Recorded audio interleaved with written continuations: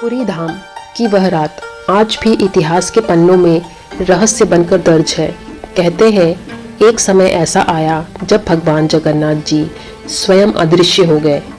उस काल में मंदिर की मर्यादाएं टूटने लगी थीं, सेवा भाव कम और अहंकार बढ़ने लगा था। कुछ सेवकों ने भक्ति को नियम बना दिया था। भगवान जगन्नाथ जो प्रेम के देवता हैं, उन्हें यह सब स्वीकार नहीं था। एक अमावस्या की रात जब मंदिर बंद हुआ और जब सुबह मंदिर के द्वार खुले तो पूरी धाम स्तब्ध रह गया। वजह थी कि वहाँ का सिंहासन खाली था। भगवान जगन्नाथ जी की मूर्ति वहाँ नहीं थी। न कोई ताला टूटा, न कोई निशान। पुजारी आश्चर्यचकित हो गए, राजा भी व्याकुल हो गए और भक्त विलाप करने लगे। पुरी की गलियों में एक ही स्वर गूंज रहा था, प्रभु हमें छोड़कर क्यों चले गए आप।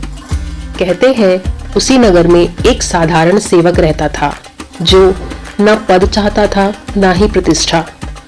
वह मंदिर के बाहर बैठकर रोता रहा, हे जगन्नाथ, अगर हमसे भूल हुई है तो हमें दंड दीजिए, पर हमसे दर्शन करने का अधिकार मत छीनिए। उसी रात राजा और उस सेवक दोनों को स्वप्न आया। भगवान जगन्नाथ बोले, मैं गया नहीं हूँ, मैं केवल छिप गया हूँ।